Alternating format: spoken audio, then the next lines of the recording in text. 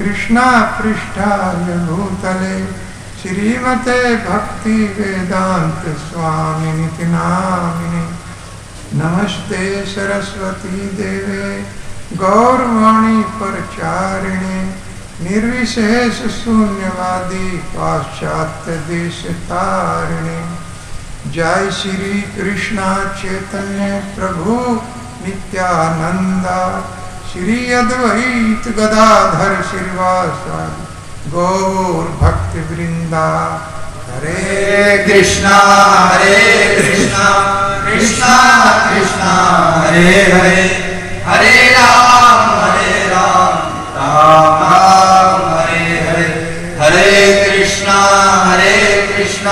कृष्णा कृष्णा हरे हरे, हरे राम राम राम हरे हरे।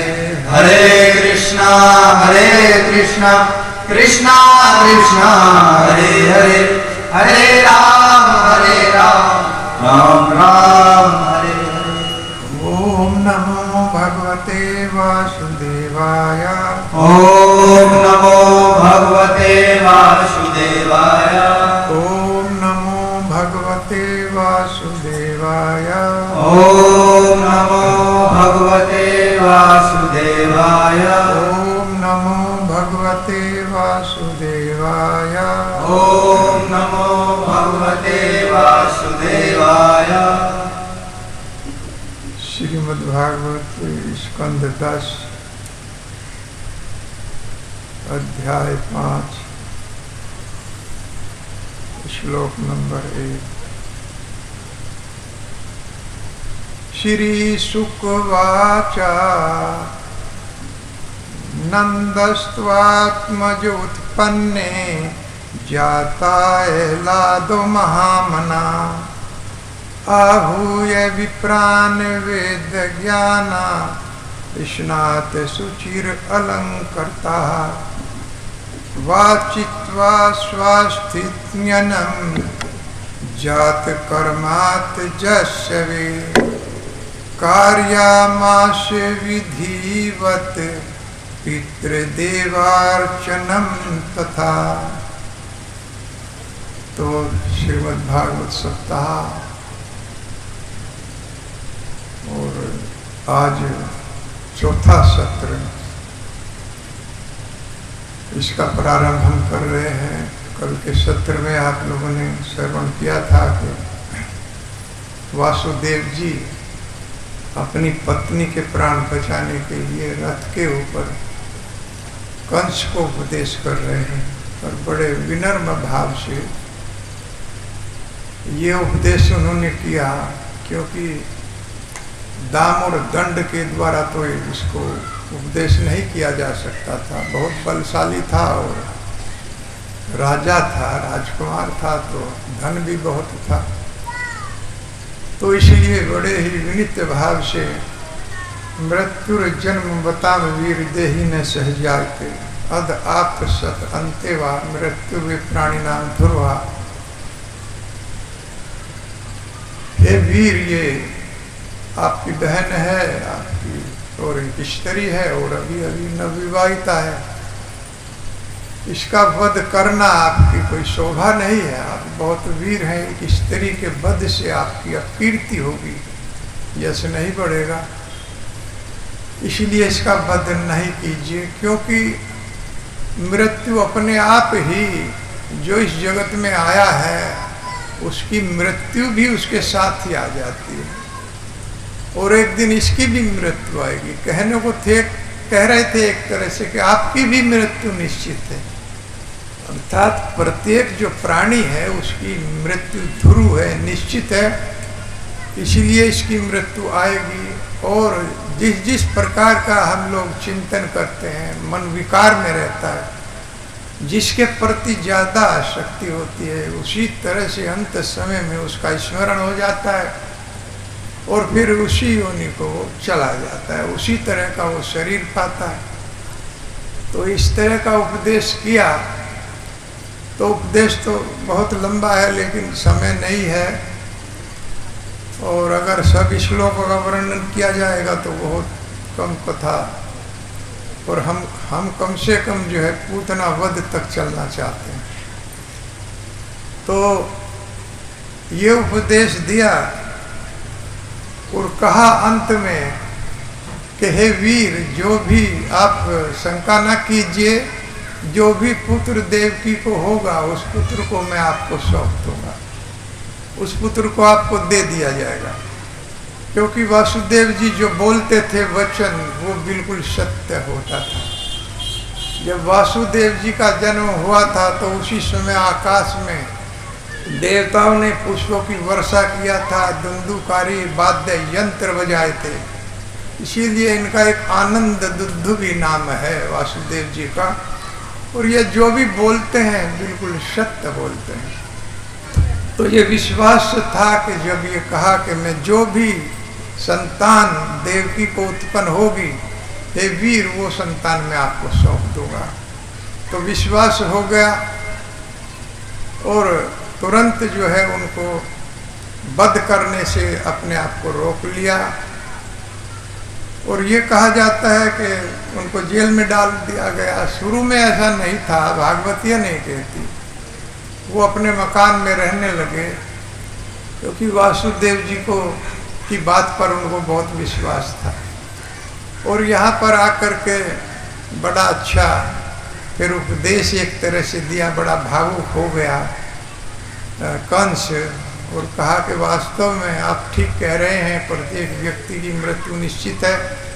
और वेदा विनाशिनो नित्यम यनम जम वयम कथम पार्थ है पार्था पुरुषा कम घातयंती हंतिकम। और जो ये जानता है कि आत्मा का कभी विनाश नहीं होता, वो शाश्वत है, अजर और अमर है, तो वो कैसे किसी को मार सकता है और कैसे मर सकता है। वो किसी को न मारता है न मरता है। किसी के शरीर को हम नष्ट करके अपने आप में एक अपराध कर लेते हैं, उसका दंड फिर हमको दिया जाता है। तो इस तरह से जैसे हिरण्याकशिपु ने भी उपदेश किया था जब हिरण्याक्ष को मार दिया गया था। लेकिन आसुरी प्रवृत्ति जो होती है वो हृदय में उपदेश को नहीं रखती है, वो सुन के एक कान से दूसरे कान से निकाल देती है। इसी तरह का कंस जो है असुर था। तो इसने उपदेश तो दिया, लेकिन जब ये देखा नारद जी ने कि ये तो कृष्णा भावना भावित होता जा रहा है, ये तो भक्ति की बात करने लगा और असुर है, तो इससे भगवान की लीला प्रभावित हो जाएगी। तो नारद जी पहुंच गए। पहले वासुदेव जी को जो पुत्र हुआ था उसका नाम था कीर्तिमान। और जब कीर्तिमान उत्पन्न हुआ तो वासुदेव जी उसको लेकर के कंस के पास गए। कहा कि हे वीर, हे कंस, ये पुत्र उत्पन्न हुआ है, मैं आपको सौंपता हूँ। तो इतना भावुक हो गया कंस, कहने लगा कि क्यों बच्चे का मैं वध करूँ, मैं ऐसा पाप क्यों अपने सर लेता हूँ, आप इसको ले जाओ, ले जाइए। मैं तो 8वें की तलाश में, जो आकाशवाणी हुई थी वो हुई थी कि 8वें पुत्र के द्वारा मेरा वध होगा। तो ये तो पहला पुत्र है, इसको आप ले जाइए। वो वापिस कर दिया। लेकिन जब नारद जी ने ये देखा कि ये तो कृष्णा भावना भावित होता जा रहा है, तो नारद जी पहुंच गए। नारद जी पहुंच गए। नारद जी एक ऐसे ऋषि हैं जिनका सभी देव असुर सभी सम्मान करते हैं। द्वो भूत सर्गो लोकेस्मिन देव आसुर एव से विष्णु भक्ति स्मर तो देवा आसुर सद भी पर्या। पद्म पुराण में ये वर्णन आया है कि 2 प्रकार के लोग हैं। भगवत गीता में भी वर्णन है। इस जगत में एक देवतुल्य हैं और एक आसुरी प्रवृत्ति के हैं। 2 ही प्रकार के लोग हैं। विष्णु भक्त स्मर तो देवा असुर शब्द विपर्या। केवल भगवान विष्णु के जो भक्त हैं, कृष्ण के भक्त हैं, उन्हीं को देवतुल्य कहा गया। अन्य किसी का देवता का भी भक्त है वो भी असुरों की श्रेणी में रखा गया है पद्म पुराण के अनुसार। तो इस तरह से नारद जी ने जब कंस से कहा, क्योंकि जानते थे कि असुर प्रवृत्ति है तो एकदम मान जाएगा मेरी बात को, कहा कि ये बच्चा वापस क्यों कर दिया है। कि 8वें की मुझे तलाश है, मेरा वध तो 8वें के द्वारा होगा, मैं क्यों पाप अपने सर लूं। तो कहने लगे कि विष्णु बहुत होशियार, बुद्धिमान और बड़ा चालाक है। कहा 8वें का है तो पहले में भी आ सकता है, वो पहले में प्रकट होकर तेरा वध कर देगा, इसलिए विश्वास नहीं करना चाहिए। और ये बात समझ में आ गई कंस के, और तुरंत गया और बच्चे को बुलाया और माता देवकी के सामने ये पत्थर की शिला पर पटक दिया, उसके प्राण फूट गए।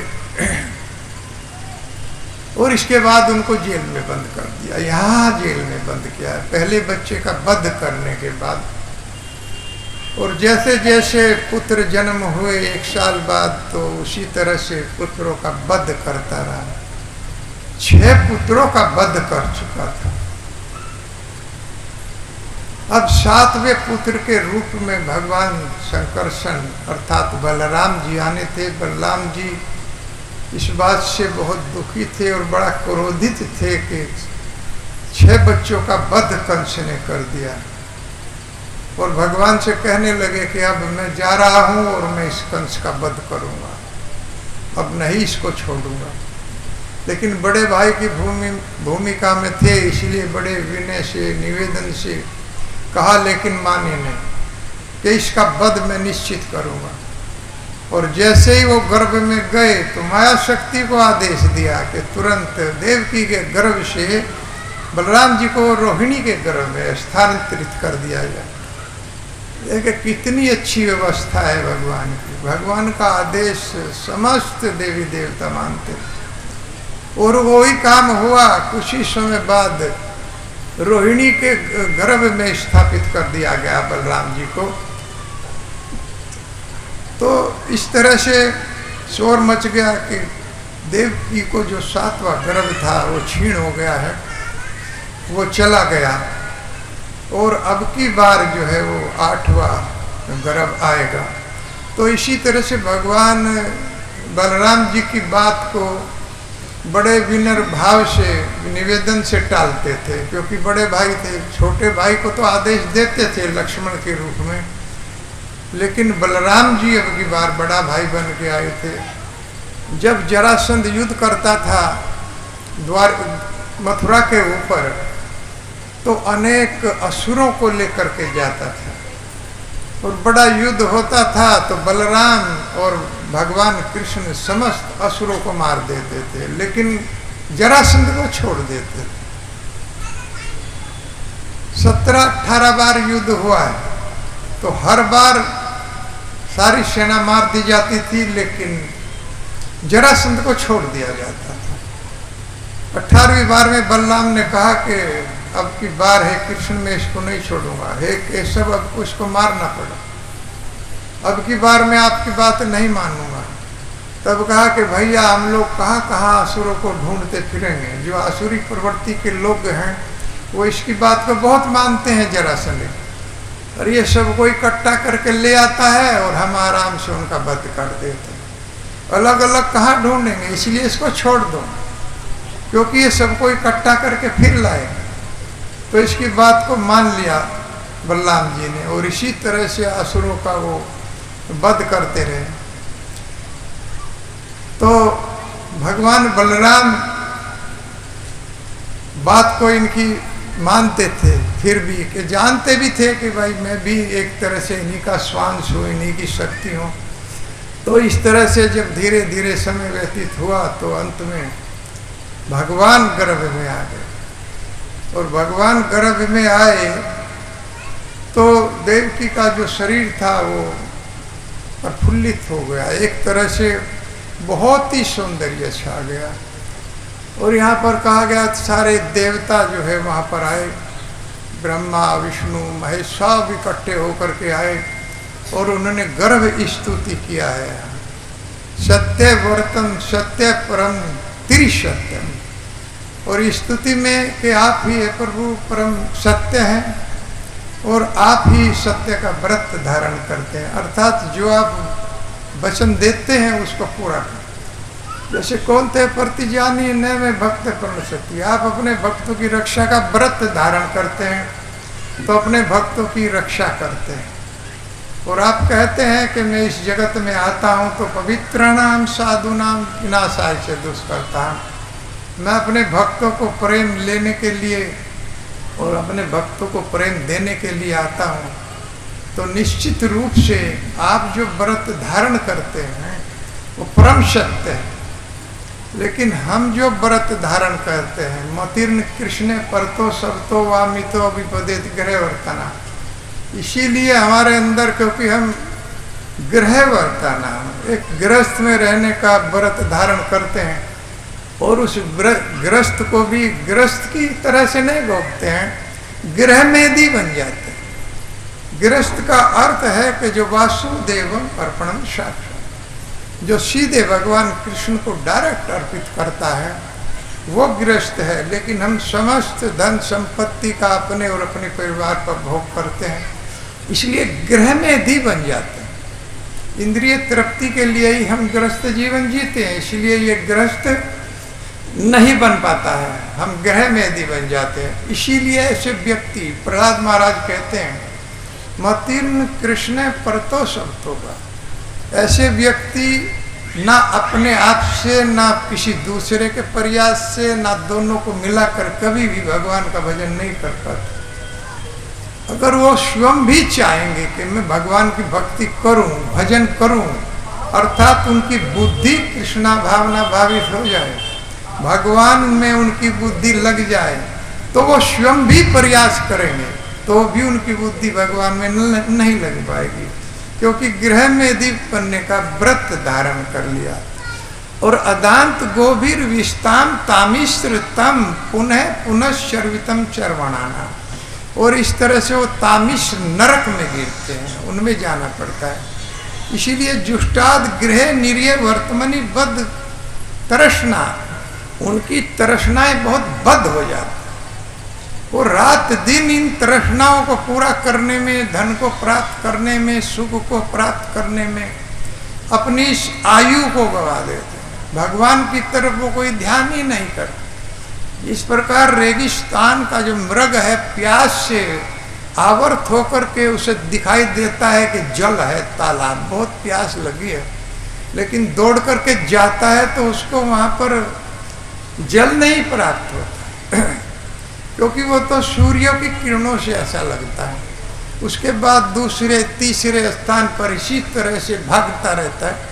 इसी तरह से हम लोग धन प्राप्त करने के लिए, सुख प्राप्त करने के लिए, प्रेम प्राप्त करने के लिए पूरा जीवन भाग जाते, भागने में ही हम लोग लगा देते और फिर अंत समय आ जाता, और अंत समय में वही गति होती है जो स्मृति बन जाती है, अर्थात यम यम वापी स्मरण भावम तज तयंते कलेवरम, और जिसके प्रति जितनी आसक्ति होती है उसी के शरीर प्रकार के शरीर में हम चले जाते हैं। तो देवता लोग सारे स्तुति करते हैं, स्तुति बहुत लंबी है, अलग से इसे 7-8 दिन चाहिए। तो इसके बाद भगवान गर्भ में आते हैं तो सारे देवता स्तुति करके चले जाते हैं और भगवान जो है प्रकट हो जाते हैं चतुर्भुज रूप में। यहाँ पर वासुदेव को भगवान है, गर्भ से प्रकट नहीं होते, एक तरह हृदय में रहते हैं। ईश्वर है सर्वभूताना हृदय से अर्जुन तिष्ठति, उनका जन्म हमारे जैसा नहीं होता। जन्म कर्म च में दिव्यम एवं यो व्यक्ति तत्वता, हे अर्जुन जो मेरे जन्म को और कर्म को जान जाएगा कि मैं किस तरह से जन्म लेता हूँ और किस तरह से मैं मरता हूँ, अगर यही जान गया और किस तरह से मैं कर्म करता हूँ, तबक्त्वा देहम पुनर्जन्म नेति मामेति सो अर्जुना, वो इस जगत में वापस नहीं आता, वो इस जगत में नहीं आएगा, ये गारंटी भगवान देते हैं। एक बार दक्ष प्रजापति ने अपने 10,000 पुत्रों को गृहस्थी बनाने के लिए भेजा, सिंधु नदी के किनारे एक आश्रम में भेजा 10,000 पुत्रों को। तो वहाँ पर उनको पॉलिटिकल साइंस अर्थात राजनीतिक विज्ञान, भाई राज्य करोगे आप लोग, बाद में शादी करोगे, बच्चे पैदा करोगे, तो आप लोग वहाँ पर एडमिशन ले लीजिए। तो वहाँ पर एडमिशन दिला दिया दक्ष प्रजापति ने। तो नारद जी ने सोचा इससे बड़ा अफसर कोई है नहीं, कहाँ एक को ढूंढते फिरेंगे एक साथ पहुंचूंगा तो 10,000 को भक्त बना दूंगा। और वहां जाकर के नारद जी गए, उनको इकट्ठा किया और इकट्ठा करके कहने लगे, भैया क्या करने आए हो जी? पिताजी ने कहा है कि जाओ और गृहस्थी की शिक्षा लो और बच्चे पैदा करो, फिर आकर के शादी कर ले।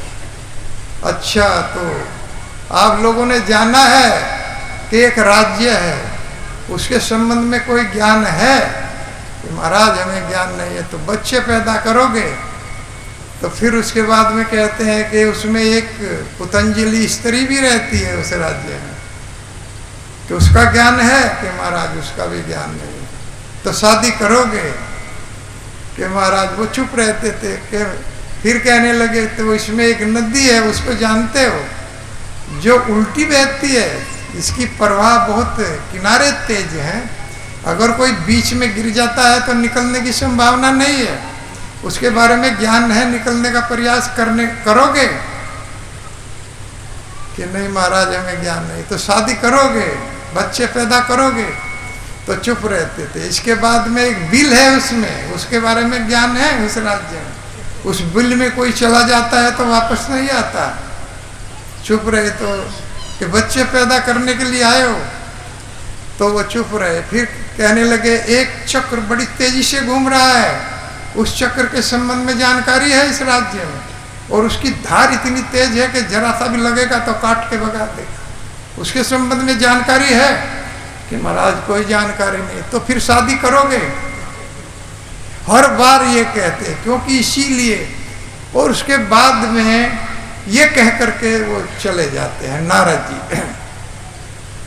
तो इस श्लोक के संबंध में 10 श्लोक दक्ष प्रजापति के जो पुत्र थे, बड़े ज्ञानी थे, उन्होंने इसका अर्थ समझ लिया और उसके 10 अर्थ लगाए कि भगवान को जानना है एक राजा के रूप में, और जो स्त्री है वो माया है, वो क्षण क्षण में वस्त्र बदलती रहती है और आकर्षित करती है, उसके संबंध में भी ज्ञान प्राप्त किया। एक बिल है जिसमें जाने के बाद कोई वापस नहीं आता, तो भगवान का धाम है, यदगतवान है निवर्तन्ते तद्धाम परमं मम, उसके संबंध में जान गए। और एक नदी है जो उल्टी बहती है, तो उस नदी में ये भवसागर रूपी त्रिवेणी की नदी है जो उल्टी चलती है, इसमें जो गिर जाता है वो वापस समाप्त हो जाता है। अगर कोई इसमें से निकलने का प्रयास नहीं क्या करता तो वो मूर्ख है। तो हम लोग भी ऐसी नदी में गिरे हुए हैं, और इस नदी में से केवल भगवान या भगवान के भक्त निकाल सकते। उनके आदेश को अगर हम ठीक ठीक सुने, और जो चक्र घूम रहा है वो समय है जो बड़ी तेजी से बड़ी पैनी उसकी धार है, और वो काटता जा रहा है। अक्सर हम लोग कहते हैं कि किसी से पूछेंगे तो भैया क्या हाल चाल, ठीक हो? कि हाँ काट रहे हैं समय को हम नहीं काट रहे हैं, समय हमें काट रहा है। उल्टा हम लोग बोलते हैं, समय हमें काट रहा है, समय तो यहीं पर रहेगा, सारे भोग यहीं पर रहेंगे, भोग भी हमारे शरीर को भोगते हैं और समय भी हम ही को काट रहा है, हम किसी को नहीं काट रहे। तो इस तरह से अगर ये सब बातें जाननी है तो अति शीघ्र तुरंत जंगलों में चढ़ गए, छोड़ करके उस विद्यालय को 10 के 10,000 पुत्र भगवान की खोज में इस पर विचार करते हुए।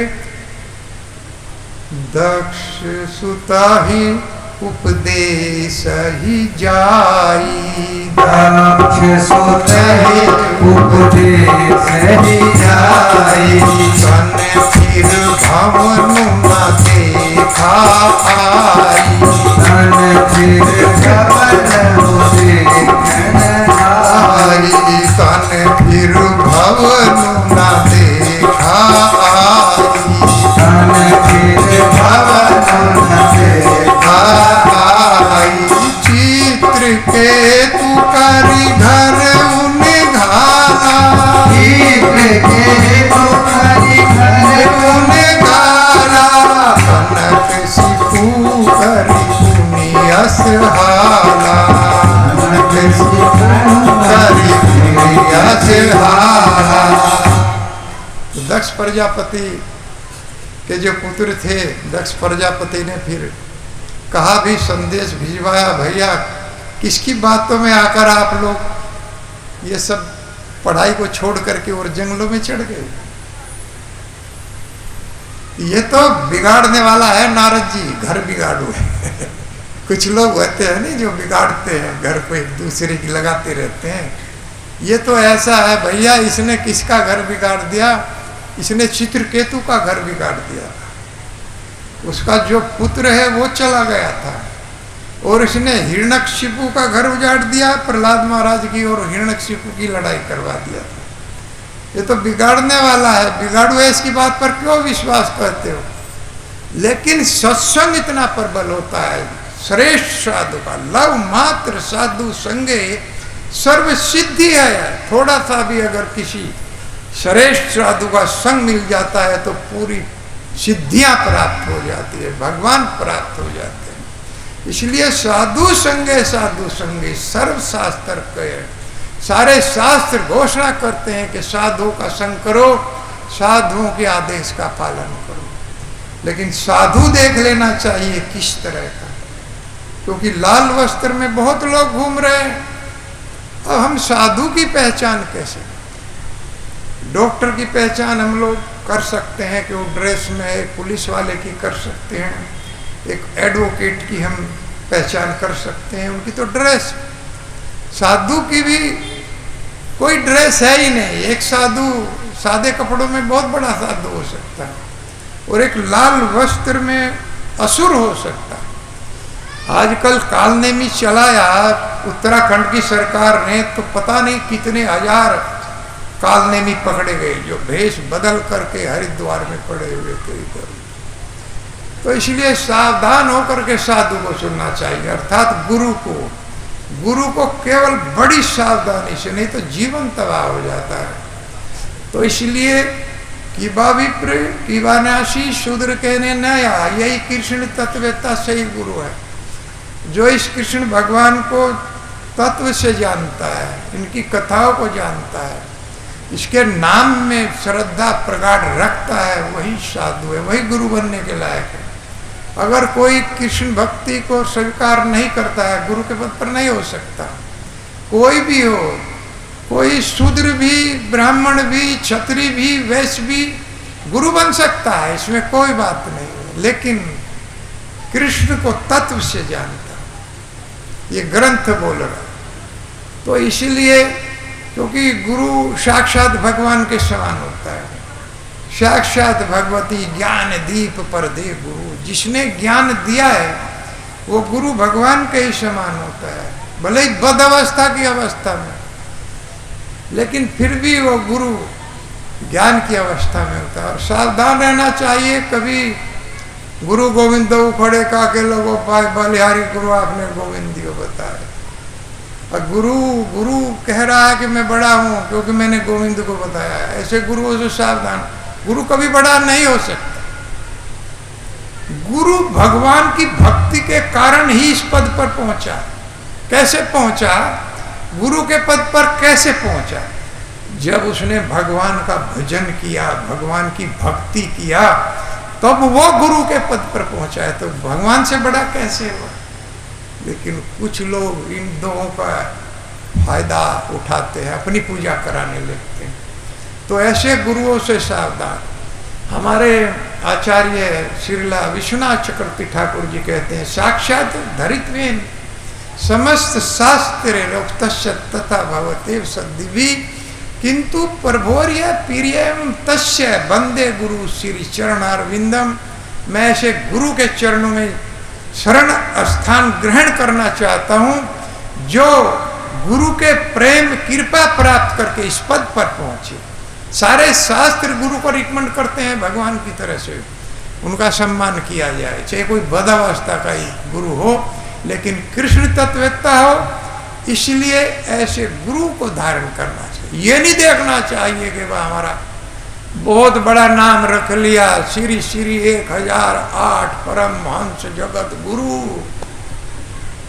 देखना चाहिए कि जो करके दिखाए वो जगत गुरु के पद पर होगा, जो अपने नाम के आगे लिखेगा वो जगत गुरु नहीं हो सकता, करके दिखाना पड़ेगा। इसलिए ऐसे जगत गुरु हैं ऐसी भक्ति वेदांत स्वामी शिला प्रभुपाद। बोलिए परम पूज्य प्रभुपाद महाराज की जय। जिन्होंने करके दिखाया है, पूरे पूरे वर्ल्ड में प्रचार किया है कृष्ण भक्ति का। एक आध देश भी ऐसा नहीं है जिसमें इस्कॉन का टेम्पल ना, और 10 वर्ष के अंदर 108 टेम्पल बनाए, और इतने भव्य टेम्पल है। ऐसे नहीं भाई ऐसे ही टेम्पल कोई बना, एक टेम्पल कई अरब रुपए का टेम्पल है। इस तरह के टेम्पल बनाए हैं, कृष्ण भक्ति उजागर किया।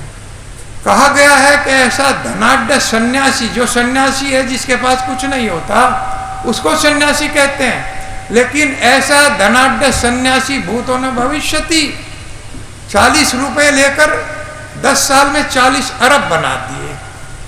नहीं होगा, पूरे कलयुग में नहीं होगा ऐसा सन्यासी। तो नाम के आगे लिखने से कोई जगत गुरु नहीं बनता, करके दिखाना पड़ता है। प्रभुपाद जी ने ये करके दिखाया। एक बार एक व्यक्ति स्वर्ग के द्वार पर गया और खटखटाया दरवाजा, अंदर से द्वार पाला। क्यों, क्या बात? कि जी मैं श्री श्री 1000 फलाने 8 और जो है जगत गुरु हूं, तो मुझे अंदर प्रवेश दो। चौकीदार ने कहा पहले जा करके अपना ये 1000 की पगड़ी उतार के आओ। ये जो भार लग रहा है तुम्हारे सर पर, ये डुबो रहा है, तो इसको उतार करके आओ। अब वो उतार के आया तो उसने पूछा, कोई वैष्णव उसको मिल गया। उसने कहा सब अपने आप उतर जाएगा, तुम ये हरि नाम जप कर लो, हरि नाम जप कर लो। हरे कृष्णा कृष्णा कृष्णा कृष्णा हरे हरे, हरे राम राम राम हरे हरे। तो हरि नाम जप करने लगा। हरि नाम जप करने के बाद में फिर स्वर्ग के द्वार पर गया। फिर कुंडी खटखटाई, अंदर से आवाज आई, कौन? कि मैं अब पगड़ी उतार दी जगत गुरु की, अब तो मुझे अंदर प्रवेश करो। कि क्या करते हो? कि हरि नाम, कि अब भी स्वर्ग का द्वार नहीं खुलेगा, क्योंकि अब ऊपर वैकुंठ में तुम्हारा स्थान है, वहां जाइए। अब तुम्हें वैकुंठ मिलेगा, अब तुम्हें ये स्वर्ग नहीं मिलेगा, अब तुम्हें वैकुंठ मिलेगा। तो इस तरह से भगवान के परायण होकर के हम लोगों को ये जाप करना चाहिए, कि इसका कीर्तन करना चाहिए। और जो लोग शुद्ध होना चाहते हैं, अपने को पवित्र बनाना चाहते हैं, भगवान के धाम जाना चाहते हैं, तो परसों माला दिया जाएगा। सुनाओ हरे हरे कृष्णा कृष्णा कृष्णा हरे हरे, हरे राम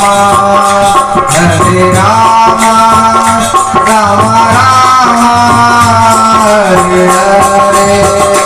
हरे कृष्णा कृष्णा कृष्णा हरे हरे, हरे राम राम राम हरे हरे। हरे कृष्णा कृष्णा कृष्णा हरे हरे, हरे राम राम राम हरे हरे। हरे कृष्णा कृष्णा कृष्णा हरे हरे, हरे राम राम राम हरे हरे। हरे कृष्णा कृष्णा कृष्णा हरे हरे, हरे राम राम राम हरे हरे। हरे कृष्णा कृष्णा कृष्णा हरे हरे, हरे राम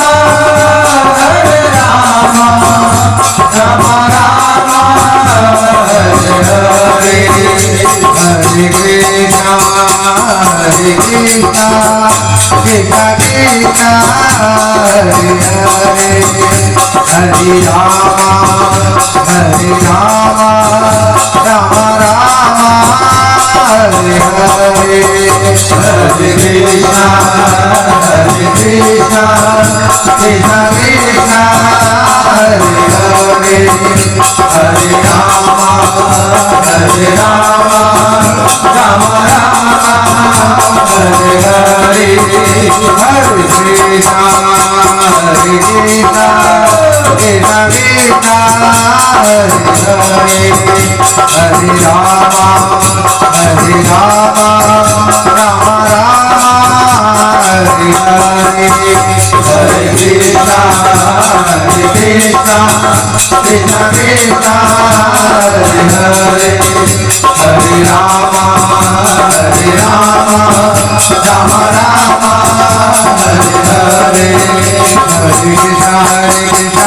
कृष्ण हरे हरे हरे राम राम राम हरे हरे हरे कृष्णा कृष्ण कृष्ण हरे हरे हरे राम राम राम हरे हरे हरे कृष्णा कृष्ण कृष्ण हरे हरे हरे राम राम हरे हरे हरे कृष्णा कृष्ण कृष्ण हरे हरे हरे राम राम हरे हरे हरे कृष्णा कृष्ण कृष्ण हरे हरे हरे राम राम हरे हरे हरे कृष्णा कृष्ण कृष्ण हरे हरे हरे राम राम हरे हरे हरे कृष्णा कृष्ण कृष्ण हरे हरे हरे राम राम हरे हरे हरे कृष्णा कृष्ण कृष्ण हरे हरे हरे राम राम हरे हरे हरे कृष्णा कृष्ण कृष्ण हरे हरे हरे राम हरे हरे हरे कृष्णा कृष्ण कृष्ण हरे हरे हरे राम हरे हरि बोल हरि बोल हरि बोल हरि बोल हरि बोल हरि बोल हरि बोल हरि बोल हरि बोल हरि बोल हरि बोल हरि बोल हरि बोल हरि बोल हरि बोल हरि बोल निताई गौर निताई गौर निताई गौर निताई गौर निताई गौर निताई गौर निताई गौर निताई गौर प्रभुपाद प्रभुपाद प्रभुपाद प्रभुपाद प्रभुपाद प्रभुपाद प्रभुपाद प्रभुपाद। तो इस तरह से भगवान प्रकट हुए और चतुर्भुज रूप में नारायण रूप में प्रकट हुए पिछले, और वासुदेव को भी उपदेश किया और माता फिर देवकी को उपदेश किया। इसके बाद में ये भी कहा कि अब मुझे आप लोग जो है गोकुल में नंद बाबा के यहाँ पर आप मुझे छोड़ के आएंगे, और भगवान फिर छोटे बच्चे के रूप में बदल गए, छोटे बच्चे के रूप में हो गए और अंतर्ध्यान हो गए। तो इस तरह से भगवान और विस्मृति सब चली गई, ना वासुदेव को कोई स्मृति रही है कि इस तरह से भगवान प्रकट हुए, उन्होंने उपदेश किया, ना माता देवकी को कोई स्मृति रही। उनको इसी तरह से जैसे मेरा कोई बच्चा हुआ उसी तरह से लाड प्रेम करने लगे अपने बच्चे का, और भगवान उसी तरह से एक छोटे से बालक के रूप में उनकी गोद में चले गए। क्योंकि सर्वस्व चाहम हृदय सन्निविष्टो मत्त स्मृति ज्ञानम पूर्णम छ। भगवत गीता में भगवान कहते हैं कि मैं ही हृदय में बैठा हुआ और वहीं से मैं जीव को ज्ञान, स्मृति और विस्मृति, भूल भी मैं ही देता हूँ और स्मृति भी मैं ही देता हूँ और ज्ञान भी मैं देता हूँ। तो इस तरह से भगवान ने विस्मृत किया उनको, और जो है उनको कुछ भी याद नहीं रहा। और वासुदेव अपने बच्चे को देख करके और देवकी इतने प्रसन्न हुए कि इस तरह का बालक जो श्रीवत्साकम घनश्यामम पुरुषम वन मालिना शंख चक्र गदा पद्म अभिव्यक्त चतुर्भुज, इस तरह से घन जो बादल होते हैं उनकी तरह का उसका रंग था, और बहुत ही सुंदर शंख चक्र गदा सब धारण किए हुए था। और उनके प्रकट होते ही भगवान के, और जब बादलों ने सुना कि भाई ये तो हमारा नाम पहले लगा लिया, भगवान ने हमारे ऊपर बड़ी कृपा किया, हमारा नाम अपने नाम के साथ घन श्याम, बादल जैसा रंग, बादल जैसा रंग। तो बादल उमड़ पड़े और खुशी के कारण उनकी आंखों से आंसू निकल गए और बरसात होने लगी, बड़ी जोर की बारिश बरसात हुई, और यहाँ तक कि जल हो गया। और उधर माता जो है यमुना जी वो भी प्रचंड वेग से चढ़ गई, प्रचंड वेग से हो गई। तो इस तरह से बादलों का रंग आ गया। तो घनश्याम नाम पड़ा भगवान का यहीं से कि बादलों ने बारिश इतनी किया, इतनी बरसात हुई कि वासुदेव सोचने लगे कि अब कैसे इस बालक को लेकर के जाए। और ये कुछ नहीं था कि कोई जैसे दिखा देते हैं कि भाई सूप में रख करके एक टोकरी में रख के सर पे भगवान को लेके गए। भगवान को अपने सीने से लगा करके वासुदेव थे, उन्हें अलग नहीं करना चाहते थे, अपने सीने से लगा रहे थे। तो उसी समय पानी जो है वहां तक पहुंच गया था यमुना जी का, कुछ बारिश का पानी था जहां भगवान प्रकट हुए थे। हरि बोल माता, आवाज बहुत कर रहे हैं, आवाज नहीं करना चाहता। यमुना जी जो है इतनी विकराल रूप धारण कर गई कि भगवान का दर्शन करना चाहती थी कि वहीं तक पहुंच गई। और वहां तक उधर वासुदेव जी अपने छाती से लगा करके अपने बच्चे को देख करके और उठा करके वो जो है लगा करके ये कहा था धीरे धीरे। माता देवकी ने कहा कि नंद बाबा के यहाँ इनको छोड़िए। तो लेकर के चले तो अनंत भगवान शेष रूप में वो भी दरवाजे तक पहुंच गए और वहीं से पीछे से उनकी रक्षा करने लगे, छाते की तरह से उनकी रक्षा करने लगे। और धीरे धीरे जिस प्रकार से रामचंद्र जी ने जब समुद्र से रास्ता मांगा तो समुद्र ने रास्ता दे दिया, पुल बनाने के लिए रास्ता प्रदान किया। उसी तरह से माता यमुना जो पटरानी है भगवान की, कोई साधारण नहीं है, भगवान की पटरानी है और यमराज जी की पुत्री है माता यमुना जी। तो उन्होंने अपने देखा कि मेरा पति आ रहा है तो उन्होंने रास्ता दे दिया, रास्ता चलती चली गई, भगवान का स्पर्श किया और फिर रास्ता दे दिया। देखिएगा कितने सुंदर ढंग से अपनी छाती से लगा करके वासुदेव जी। घनघोर रात में, अष्टमी की रात थी भादों की, और बरसात हो रही थी और बरसात भी बादल रो रहे हों जैसे खुशी के कारण, और खुशी के आंसुओं की बरसात हो। और उधर यमुना जी ने रास्ता दे दिया कि हमारे प्रभु आए हैं। तो गोकुल में जाकर के और उस रात के समय भगवान ने वहाँ पर जो उसी समय एक कन्या ने जन्म लिया जो योग माया थी और भगवान के कार्यों में सहयोग करने के लिए आई हुई थी, उसने वहाँ पर जन्म लिया, माता यशोदा के यहाँ जन्म लिया।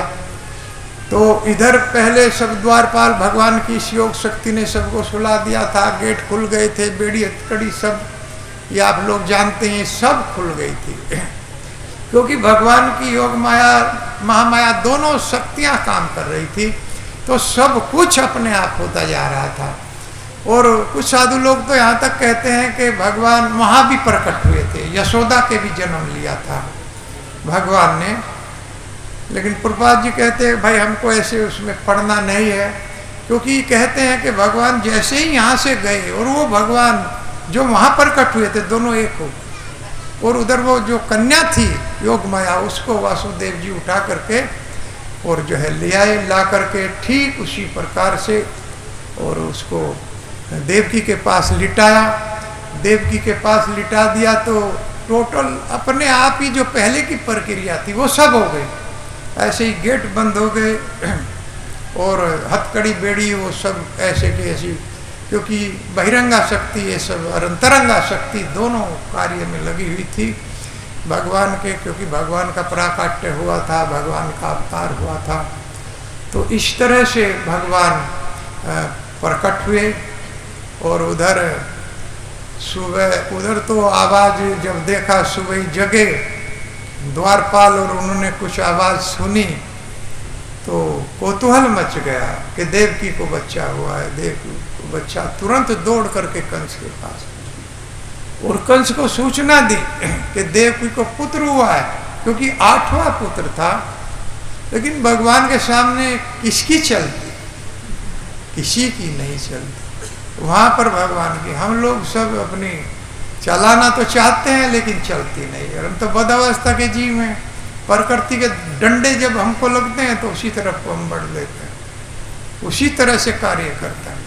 और जब भगवान की कृपा होती है, हम उनसे जुड़ जाते हैं, भजन करते हैं, तब प्रकृति हमारा साथ देती है। जब ये माया भी हमारा साथ देती है, क्योंकि वो कहते हैं कि माया दक्षिण प्रकृति में सूयते से चराचरम।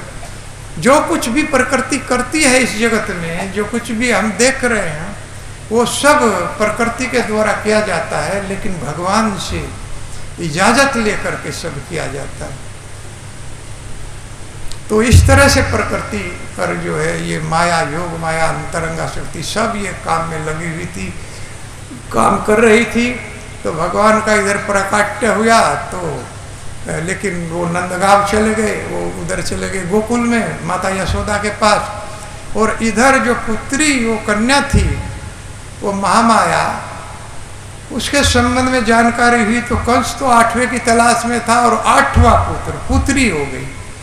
और जब वो वहां पर गए, उन्होंने देखा कि ये तो पुत्री है। देवकी ने बड़ा निवेदन किया, बड़े हाथ पांव जोड़े, भैया ये तो लड़की है, तुम्हारा तो लड़का होना था, लड़के के द्वारा तुम्हारा वध होना था, तो इस लड़की को क्यों मारते हो, इसको तो छोड़ दो। लेकिन नहीं छोड़ पाया। अब पता नहीं भगवान की क्या लीला है। नारद जी ने भरा हुआ था और जो है जैसे ही उसका वध करने के लिए उसने उस कन्या को पत्थर पर पटकना चाहा तो उसी समय वो कन्या हाथ से छूट गई, क्योंकि अत्यंत शक्तिशाली थी, बहुत ही शक्तिशाली थी। और स्वयं ये भी उसी का पुजारी था, देखिएगा, ये भी उसी का पुजारी था। कंस, जरासंध, ये सब देवी के पुजारी थे। लेकिन क्या देवी कर रही है इनके साथ? अपने भक्त को आकाश बता दिया और पूरा 8 हाथ धारण किए और 8 हाथों में शस्त्र धारण किए और शस्त्र धारण करके और दर्शन दिया, क्योंकि पूजा करता था। लेकिन आकाशवाणी भी कर दिया कि हे कंस, तुम्हारा मारने वाला तो पैदा हो चुका, वो तो जन्म ले चुका है, अब तुम्हारा वध निश्चित है। और ये कह करके माता दुर्गा जो है वो विलीन हो गई, चली गई। इस तरह से देवताओं के भक्त भी भगवान कृष्ण के भक्त के सामने अपने भक्तों की बात नहीं मानते, अपने भक्तों की बात नहीं मानते। अगर कृष्ण भक्त है और देवताओं का भक्त है तो देवता लोग उसकी रक्षा तक उतर आते हैं। जैसे गजेंद्र की रक्षा के लिए सारे देवता उत्पन्न हो गए, और महाराज जड़ भरत की रक्षा के लिए तो स्वयं माता प्रकट हो गई थी और अपने भक्त का गर्दन उड़ा दिया था। जब पकड़ के ले गए महाराज भरत को, जड़ भरत को, कि इसकी बलि देंगे, वो डाकुओं का सरदार था और बलि देना चाहता था।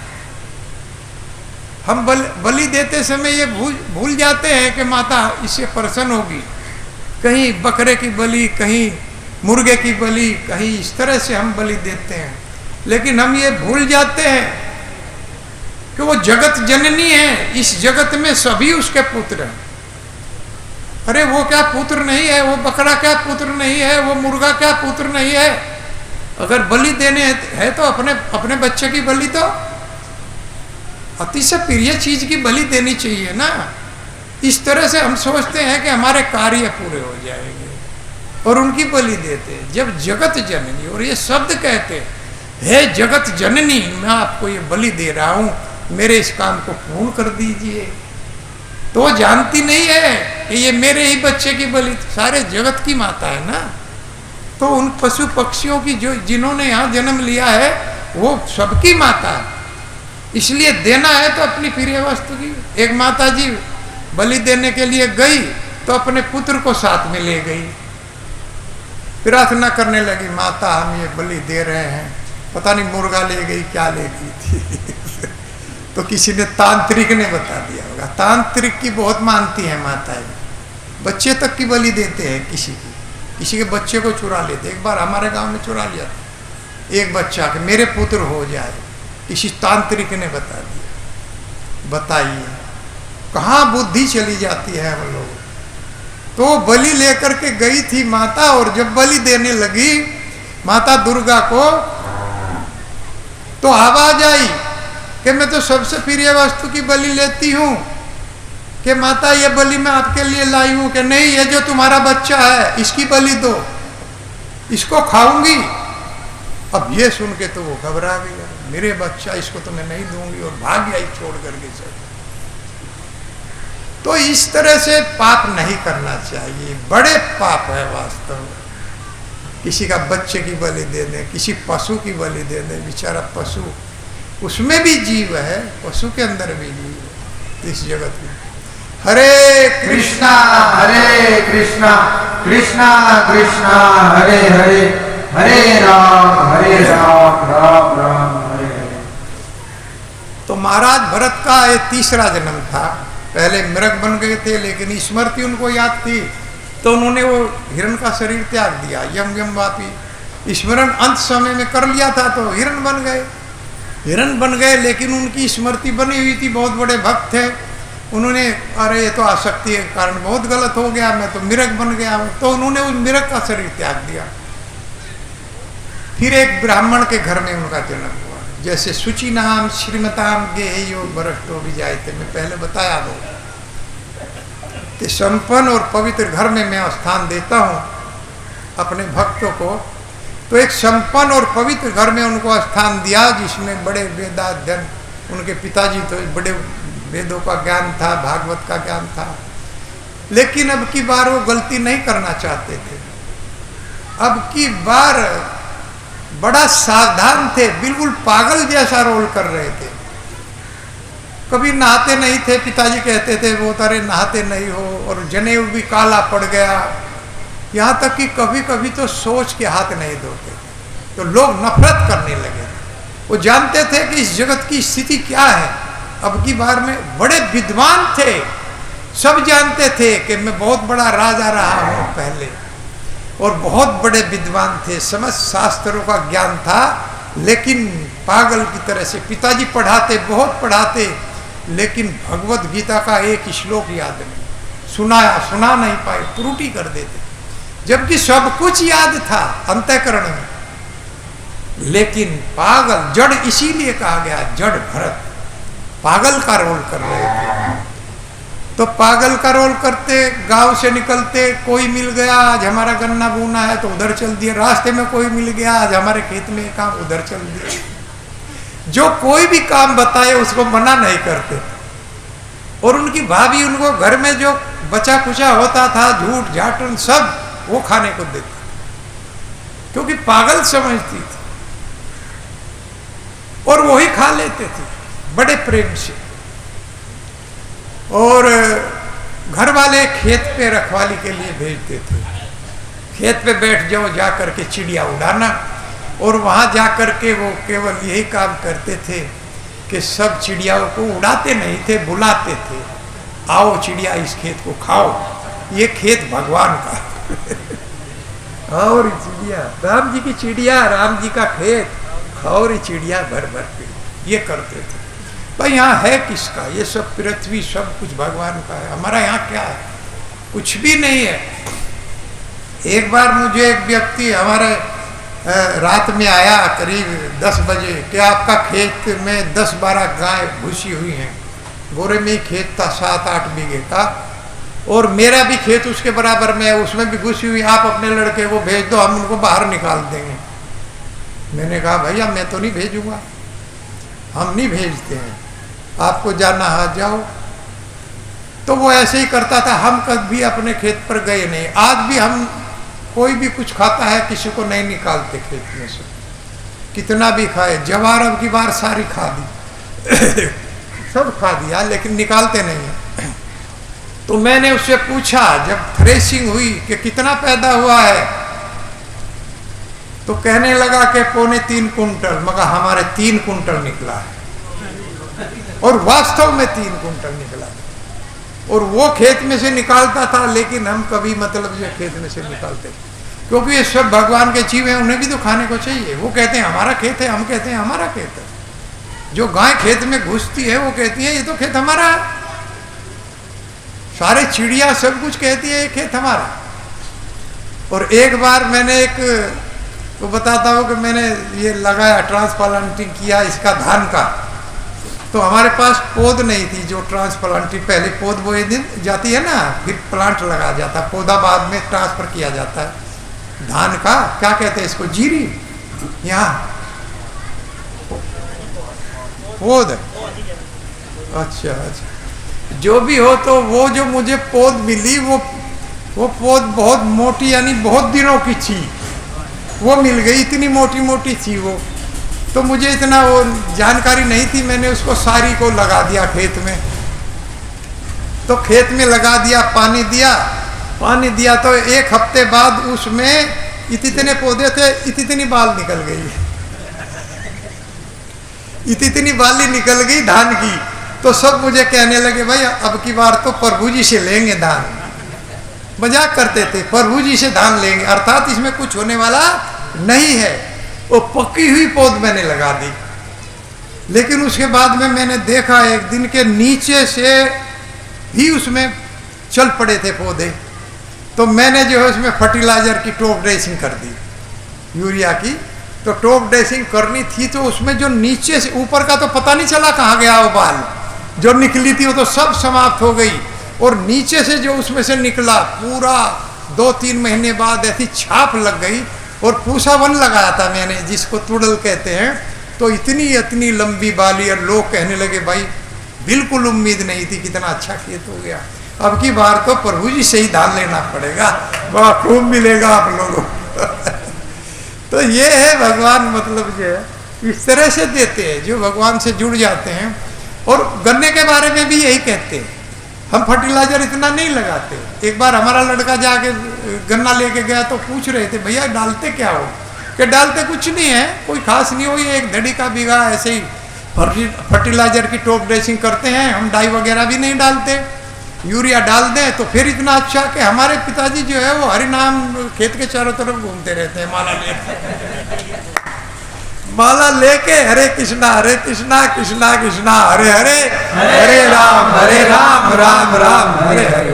तो इस तरह से नाम मात्र का तो देखो करना पड़ेगा कि उसमें कुछ फर्टिलाइजर आपको डालना पड़ेगा, कुछ काम भी करना पड़ेगा, लेकिन देने वाले भगवान है, वो देंगे। तो इस तरह से प्राप्त होता है। तो जड़ भरत को पकड़ लिया, वो जो आए थे, वो जो बलि देने वाले थे, माता दुर्गा के भक्त थे, डाकू थे। और डाकू ने आदेश दिया था कि किसी नर पशु को पकड़ के लाओ,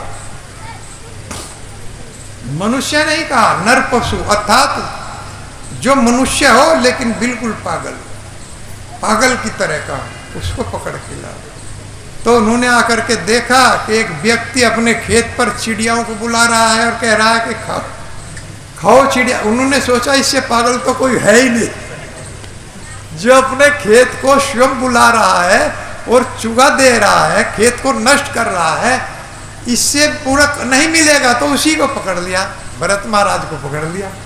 और वो तो ऐसे थे, कोई पकड़ लो कुछ करो, कुछ नहीं विरोध करते थे। वो चले गए, जा करके अब सरदार ने देखा अरे बिल्कुल ठीक पकड़ के लाए हो। अब कहा कि इससे अच्छे से नहलाओ, इसका चंदन लेप करो, खुशबू लगाओ, माला डालो, सब कुछ किया, घस के बड़ा साफ सुथरा बना दिया जड़ महाराज को। और फिर फूलों में माला डाली, सब पता नहीं कब से नहीं नहाए थे, सब सफाई कर दी, फूलों की माला डाली, चंदन का लेप किया पूरे शरीर पर, और माता दुर्गा के पास ले गई। नई तलवार मंगाई, खड़ग, उसने सरदार जो था उनका, उसने नई तलवार मंगाई और उसकी गर्दन को चरणों में रख करके जैसे ही तलवार से गर्दन को अलग करने का प्रयास किया, माता का स्टेचू जो है फट गया। दुर्गा माता का स्टेचू के 2 टुकड़े हो गए, बीच में से फटा और उसमें से माता दुर्गा प्रकट हो गई, हाथ में तलवार ली और सबसे पहले अपने उसी सरदार भक्त की गर्दन को उड़ाया। और जो उनके अनुचर थे वो भी प्रकट हो गए, उन्होंने जितने भी डाकू थे सभी की गर्दन को उड़ाया और उनके खून को पिया और उनकी गर्दनों से जैसे वॉलीबॉल खेलते हैं इस तरह से सब खेलने लगे, माता के जो अनुचर थे। इस तरह से माता ने भी एक भगवान के भक्त की रक्षा की। इस तरह सारे देवता भगवान के भक्त की रक्षा में लगे रहते हैं, जो भगवान कृष्ण की उपासना करते हैं। इसीलिए भगवान शिव कहते हैं आराधना नाम सर्वेशाम विष्णु आराधनम परम, हे देवी सबसे श्रेष्ठ आराधनाओं में सबसे श्रेष्ठ भगवान कृष्ण की आराधना, क्योंकि वो इतने दयालु कृपालु हैं कि उनका भक्त भी कभी नहीं बंधता इस जगत में, इस बंधन के जगत में नहीं बंधता जिसमें उसी के कर्म उसको बांध लेते हैं, क्योंकि रजो तमो सतो के द्वारा बंधित रहता है हर समय। भले इसमें हो लोहे की हथकड़ी, चांदी की हथकड़ी, विक्रम करने वाले को लोहे की हथकड़ी लगती है, गृहस्थी में रहने वाले को चांदी की हथकड़ी लगती है, और सतोगुण में रहने वाले को सोने की हथकड़ी लगती है। लेकिन ध्यान रखना चाहिए ये तीनों ही हथकड़ी हैं, अर्थात बंधन का कारण बांधती हैं। इसीलिए हथकड़ी कितनी भी कीमती हो लेकिन वो बंधन का कारण बन जाए, वो सुखी नहीं रह सकता वो व्यक्ति जिसके हथकड़ी लगी। एक बार एक शिकारी एक पक्षी को पकड़ रहा और उसको पिंजड़े में बंद कर दिया। अब पक्षी आजाद रहने वाला था, आकाश में अपना उड़ते थे फिरते थे। उसके बाद में एक उसको बंधन में रख दिया गया, तो उस पक्षी ने जो भी कुछ देता खाने को शिकारी, वो उसको नहीं खाता था, ना पानी पीता था और ना भोजन करता था। तो शिकारी सोचने लगा ये तो पाप हो जाएगा बहुत बड़ा, अरे तो कुछ खा ही नहीं रहा। तो उसने देखा कि एक बार एक महात्मा जिसके पीछे बहुत भीड़ थी वो आ रहा था, उससे पास गया दौड़ा दौड़ा, महाराज जी आप तो बहुत बड़े ज्ञानी लगते हैं, आप बताइए कि हमारा एक पक्षी है, इसको हमने पकड़ लिया है और हम इसको दाना देते हैं तो ये खाता नहीं। उसने कहा पिंजरा कहीं का बना रखा है जी? लकड़ी का, लोहे का बना दो, लोहे का पिंजरा बना, खाने लगेगा। तो उसने लोहे का पिंजरा बना दिया। अब देखा फिर भी नहीं खाया उसने। फिर के उससे बहुत बड़ा महाराज, लाल वस्त्रधारी, तिलक बहुत बड़े बड़े, और जी आ रहा, उसके पीछे हजारों की भीड़ थी। उसने सोचा ये महात्मा ऊंचा है भाई, उसके पास गया, हाथ जोड़ के पूछा महाराज जी हमारा जो पक्षी है ये कुछ खा नहीं रहा है। खा नहीं रहा क्यों? अजी हम पकड़ के लाए थे। तो आप बताओ, आपसे पूछने आए हैं कि पिंजड़ा कहे का है जी? लोहे का, चांदी का बना दो। चांदी का पिंजड़ा बना दे।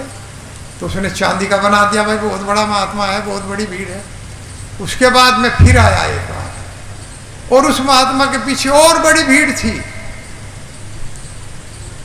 और लोग उसका बड़ा सत्कार जगह जगह होता आ रहा था। उसने सोचा अब की बार तो पक्का महात्मा मिल गया है। अब इससे पूछे, जा करके पूछा महात्मा जी हम, हमारा जो पक्षी है पिंजड़े में बड़ा दुखी है, खाता ही नहीं है, कुछ भी कुछ नहीं खा रहा है, पिंजड़ा काहे का है? अब जी चांदी का है। सोने का बना दो, खाएगा। ये शिक्षा देते हैं आजकल के महाराज। उसने सोने का भी पिंजड़ा बना दिया, लेकिन वो पक्षी कुछ नहीं खा रहा था। फिर देखा कि एक हमारे ब्रज प्राण जी है, सादे सादे हैं, सीधे सादे, धोती कुर्ता पहना, गले में माला, हरि नाम का उच्चारण करते आ रहे थे। अकेले गा रहे थे हरे कृष्णा कृष्णा कृष्णा हरे हरे, हरे राम राम राम हरे हरे। अब उस शिकारी ने सोचा यार महात्मा तो मुझे लग नहीं रहा है, ये तो अकेला ही तो वैसे है, इसके पीछे कोई भीड़ नहीं, और हरे कृष्णा हरे राम गा रहा, और ड्रेस भी इसकी लाल नहीं है। तो ये महात्मा, लेकिन पूछने में क्या हर्ज है? जब हमारे बाहर से ही निकल रहा है, दौड़ करके कहा महाराज जी सुनियो, महाराज जी हाँ भाई क्या बात है? अब जी इसी तरह से बात है, हमारा जो पक्षी है वो कुछ खा नहीं रहा। कि क्यों? कि जी यहाँ तो बहुत बड़े बड़े महात्मा निकल गए और उन्होंने जो उपाय किए मैं सारे उपाय कर लिए। क्या उपाय किए? अब जी मैंने उपाय किया, एक महात्मा ने बताया लकड़ी से लोहे का पिंजरा बना दो, मैं वो भी बनाया। दूसरा आया, उसने कहा कि लोहे से चांदी का बना दो, वो भी बनाया। तीसरा आया कि चांदी से सोने का बना दो, मैंने वो भी बनाया, लेकिन पक्षी कुछ खा नहीं रहा। अरे भाई इसको मुक्त कर दो, ये तब प्रसन्न होगा, तब खाएगा। ये बंधन में डाल दिया तुमने, तो तब खाएगा, ये तब खाएगा। तो तुरंत मतलब गया और उस पक्षी को निकाल करके मुक्त कर दिया, वो पक्षी उड़ता हुआ आजाद हो गया। तो इस तरह से बंधन को काटने वाला ये नाम है भगवान का।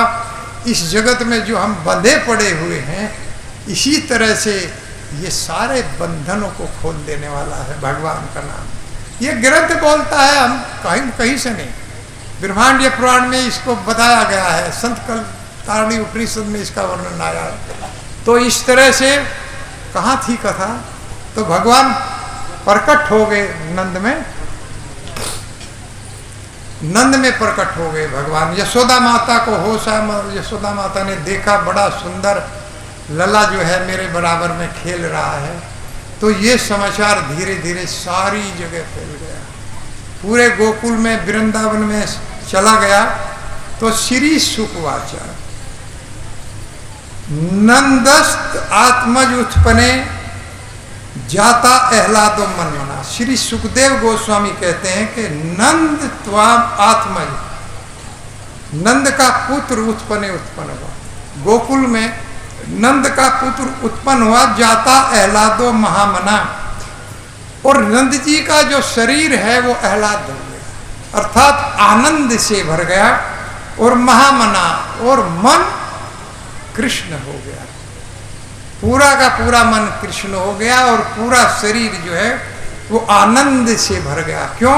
क्योंकि आनंद घन प्रकट हो गए। नख से सीख तक जो आनंद से भरे हुए हैं, जिनके पास दुख नाम की वस्तु ठहर नहीं सकती, वो भगवान वहाँ पर प्रकट हुए। तो सारे घर में गोपियों में सब आनंद विभोर हो गए, आनंद से भर गए। और महामना, उनका मन महान हो गया, महामना हो गए, अर्थात कृष्ण ही मन बन गया। हमारा तो कभी बनता नहीं है। कहते हैं जी जिससे भी कहो जी भजन में मन नहीं लगता, भजन में मन नहीं लगता। जब भगवान से अपने को जोड़ोगे तभी तो मन लगे, जब महामना बनेगा जब ही तो मन बनेगा। मय्येव मना दत्त सवै मयि बुद्धि निवेश निविश्यसि मय्येव तद धर्मम न संशय। इसमें कोई संशय नहीं है अर्जुन, अगर तुम अपना मन मुझे दे दो तो निश्चित मुझे पा जाओगे, अर्थात मैं तुम्हें मिलूंगा।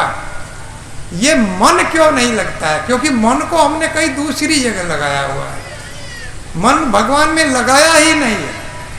इस मन को मुझे दे दो, इस बुद्धि को मुझे दो, लेकिन ना बुद्धि लगाई ना मन लगाई। इसीलिए प्रहलाद महाराज कहते था व्यक्ति कभी कृष्णा भावना भावित हो ही नहीं सकता, क्योंकि वह मन को लगाना ही नहीं चाहता, जो उस दिया वो लेना ही नहीं चाहता। क्योंकि मन लगाने की भी बुद्धि है कथा और हरि नाम, इसको करना नहीं चाहते। जो लोग कथा सुनते हैं वो भी नाम नहीं लेना चाहते, वो भी माला नहीं लेना, संसार से डरते हैं। कोई बुरा काम कर रहे हैं, माला लेके लोग क्या कहेंगे हैं? यही तो कहेंगे भाई सोच हुए खा के बिल्ली हज को चल ली, इससे क्यों डरते हो? हमें भी यही कहा गया है, हमारे हिंदुओं में यही तो कवि है, हमको भी यही कहा गया है। लेकिन जो लोग कहते थे आज वो पैर छूते हैं।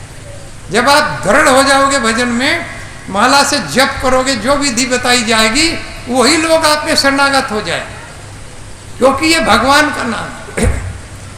इसीलिए इसको लेना चाहिए भगवान के नाम। तो महामन तभी बनेगा जब ये औषधि हम लेंगे, जब हम भगवान का नाम लेंगे तभी मन लगेगा, पहले नहीं है। पहले मन लगे फिर नाम लो, पहले नाम लेना पड़ेगा, उसके बाद में अपने आप सारे काम होते चले जाएंगे।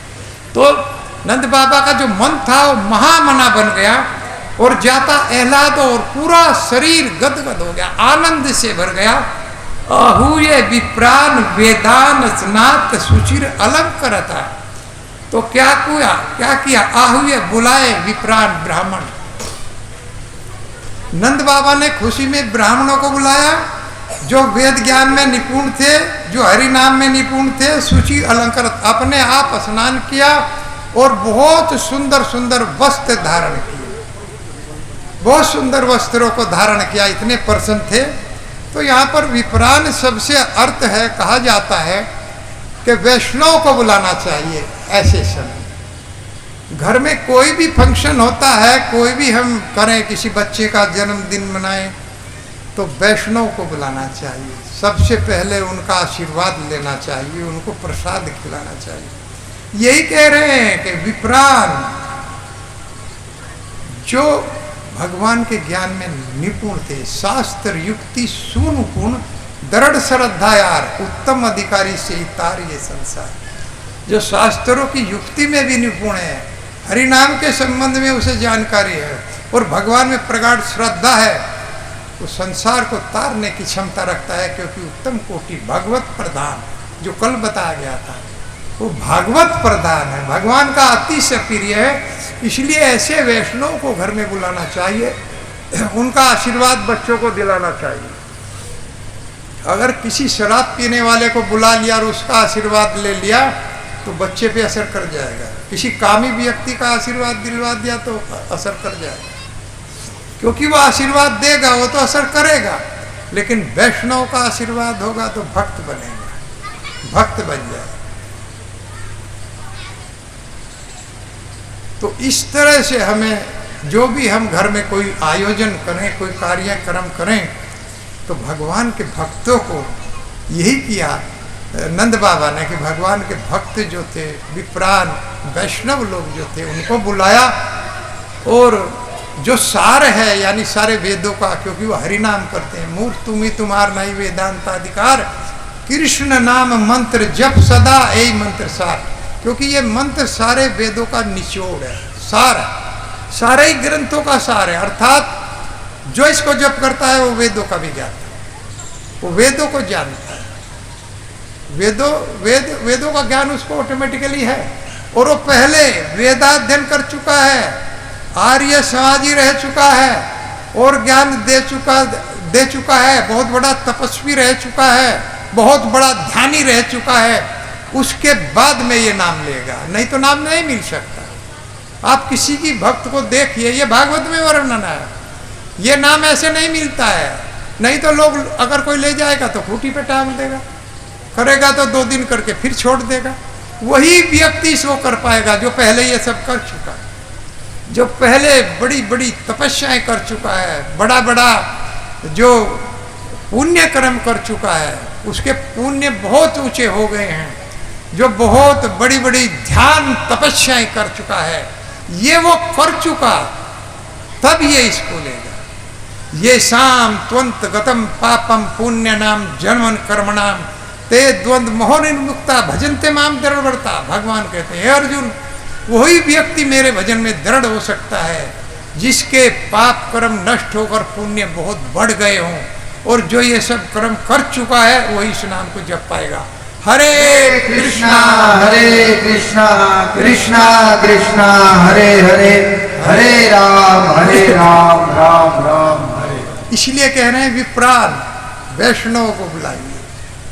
विप्रान का यहाँ दूसरा अर्थ है ऐसे, हरे कृष्णा विप्रान ब्राह्मणों को बुलाया। और बता रहा था मैं कि वैष्णव को ऐसे प्रोग्राम में बुलाना चाहिए, उनका आशीर्वाद लेना चाहिए, लेकिन यहाँ विप्रान का दूसरा अर्थ भी लोग लगाते हैं कि ब्राह्मणों को बुलाया, अर्थात जो ब्राह्मण कुछ ही मतलब जो है अपने कार्य जीविका चलाने के लिए कुछ मंत्र याद कर लिए और तंबाकू बीड़ी सब कुछ मुंह भर के, एक बार तो एक व्यक्ति मैंने देखा कि तंबाकू खा रहा था और फेरे करवा रहा था, पाणी ग्रहण संस्कार। ब्राह्मण को शुद्ध रहना चाहिए, बिल्कुल शुद्ध रहना चाहिए। इस तरह के लोग जो कुछ मंत्र कर लेते हैं और जीविका को चलाने के लिए तंबाकू बीड़ी सब कुछ खाते पीते हैं, तो ऐसे लोगों को नहीं ऐसे पाणी ग्रहण संस्कार कराना, शुद्ध वैष्णव से। लेकिन कहीं कहीं मजबूरी हो जाती है। प्रभुपाद जी ने कहा मैं वृंदावन में हरि नाम से ही भूमि पूजन कराना चाहता था, इस्कॉन टेम्पल का 71 में, कि मेरा इरादा था कि केवल भूमि पूजन में हरि नाम से करूँगा, लेकिन वहाँ के जो कर्मकांडी ब्राह्मण थे मेरी चल नहीं पाई, हल्ला हो गया बहुत, तो वो कर दिया, तो उन्होंने मतलब ये उन्हीं के अनुसार भूमि पूजन कराना पड़ा। कभी कभी हम लोगों की नहीं चलती है, क्योंकि ये लोग उसी तरह से बन जाते हैं जैसे कर्मकांडी जो होते हैं कि कुछ श्लोकों को रट लेते हैं, जैसे एक बार एक शिकारी आया तो वो खतरा हो गया बच्चों को। वो पक्षी जो था वो अपने गुरु को बुला करके ला, महाराज एक शिकारी आता है इधर रोजाना, अब उससे बचने का उपाय बताओ। तो उसने कहा उपाय बता दिया जाएगा, एक मंत्र दूंगा उसको याद कर लेना। ठीक है महाराज बताओ मंत्र क्या है। उसने कहा शिकारी आएगा, जाल बिछाएगा, दाना डालेगा, फंसना मत, इसको पक्का याद कर लो। कि शिकारी आएगा, जाल बिछाएगा, दाना डालेगा, लेकिन फंसना मत। तो उन्होंने अपने बच्चों को भी याद करा दिया, अपने आप भी याद कर लिया उसको पक्का। और जिस दिन शिकारी ने वहां पर जाल भी बिछाया, दाना भी डाला, तो यही गाते गाते कि शिकारी आएगा, जाल बिछाएगा, दाना डालेगा, और दाने को चुगने ने जाल में फंस गए, जाल के अंदर चले गए गाते गाते। अर्थात इसको अंदर अमल नहीं किया, अंतःकरण में धारण नहीं किया, इस श्लोक को अंदर नहीं धारण किया, बाहर रट लिया है। कुछ श्लोक रट लिए कोई लाभ नहीं है। जब तक उसे अंतःकरण में नहीं रखोगे, उसके अर्थ का मनन नहीं करोगे, तब तक ये रटे हुए श्लोक कोई रक्षा करने वाले नहीं। तो इसीलिए वैष्णव को बुलाना चाहिए, क्योंकि वे श्लोकों को हृदय में रखते हैं, अपने अंदर रखते हैं। कोई भी ऐसा प्रोग्राम करें तो जो भी गांव में भक्त हो उनको बुलाए, उनका आशीर्वाद लें, तो निश्चित रूप से कृपा बनेगी।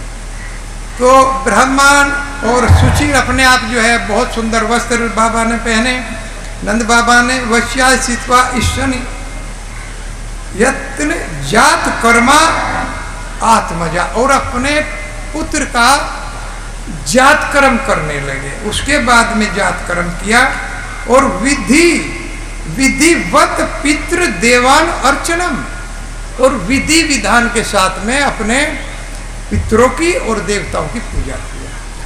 देखो ये भी किया है, लेकिन विधिवत शब्द आया है, इसको ध्यान से सुनना चाहिए। विधिवत का अर्थ है ठीक ठीक विधि के द्वारा देवताओं की पूजा करनी चाहिए, नहीं तो उसमें त्रुटि हो गई तो हानि हो जाए। देवता लोग अप्रसन्न हो जाते हैं, नाराज हो जाते हैं। भगवान की त्रुटि हो जाए कोई बात नहीं है, भगवान दुखी नहीं होते, ना भगवान अपने भक्तों को कष्ट देते हैं। लेकिन अगर देवता लोगों के प्रार्थना में त्रुटि हो गई तो निश्चित रूप से हानि हो जाएगी। इसीलिए विधिवत शब्द आया। जैसे भस्मासुर हुआ है, एक असुर हुआ भस्मासुर, भगवान शिव को प्रसन्न कर लिया, बहुत तपस्या किया भगवान शिव की, और वरदान क्या मांग लिया भगवान शिव से कि हे प्रभु आप हमें वो वरदान दीजिए कि जिसके सर पर हम हाथ रख दे वो भस्म हो जाए। अब ना तो शिव जी महाराज ने सोचा कि इसको ये वरदान देना चाहिए कि नहीं, तुरंत तथास्तु तथास्तु बोल दिया। अब उस पर वरदान आ गया, वरदान आते ही वो तो जिसके सर पे हाथ रख दूंगा वही भस्म हो जाएगा। अब उसने कहा कि पहले तुझे देखता हूँ, बहुत अच्छी पत्नी लिए है, बहुत सुंदर है, साथ में ये तुझे भस्म कर दूंगा और इसको लेके जाऊंगा। देखिए असुर प्रवृत्ति, इसलिए देखना चाहिए कि हम क्या वरदान दें। अब ये सिर पर हाथ, और वो उसके भगवान शिव के सर के ऊपर हाथ फैलाकर जो चला तो भगवान शिव भाग गए, क्योंकि भस्म हो जाते।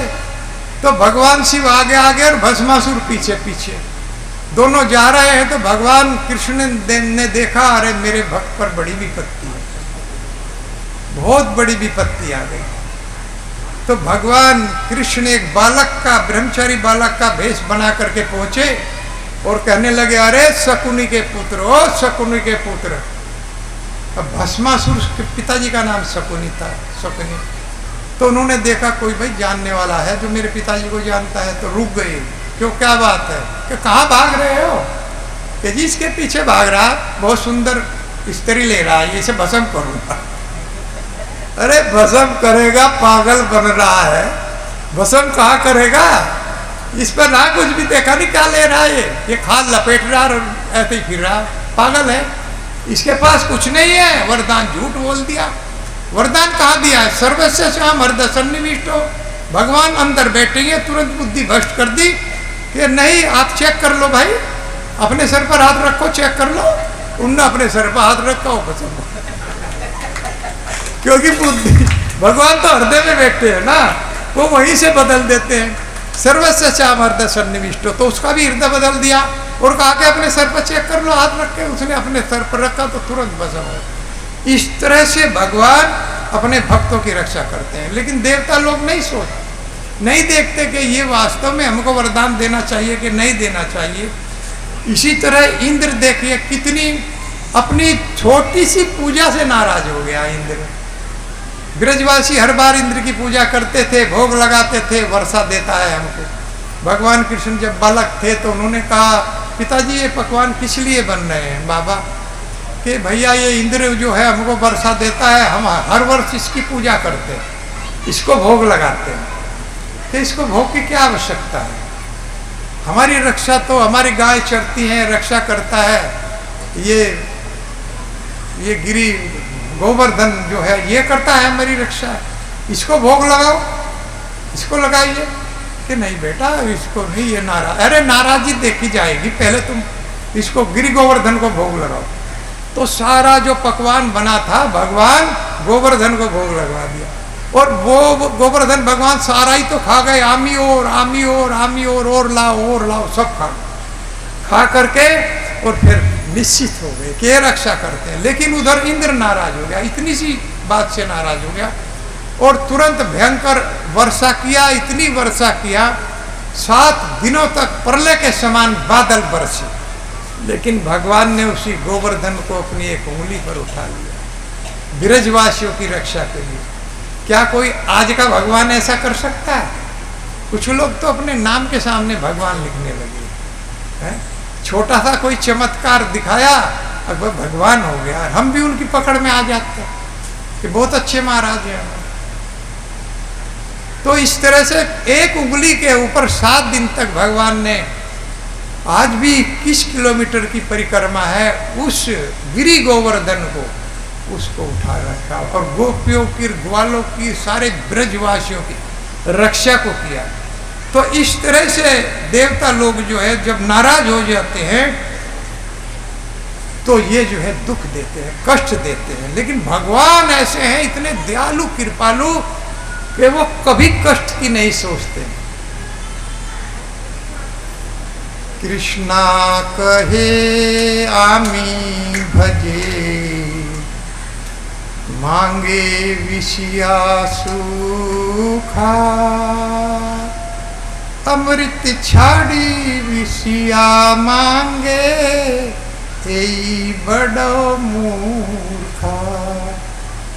कृष्णा कहे आमी भजे, मांगे विषया सुखा, अमृत छाड़ी विषया मांगे, यही बड़ा मूर्खा।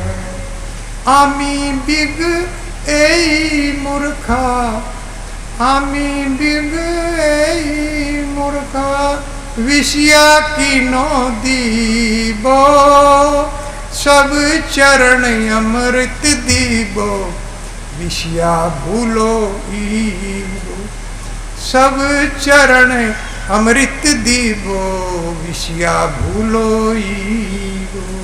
कृष्णा कहे आमी भजे, मांगे विषया सुखा, अमृत छाड़ी विषया मांगे, यही बड़ो मूर्खा।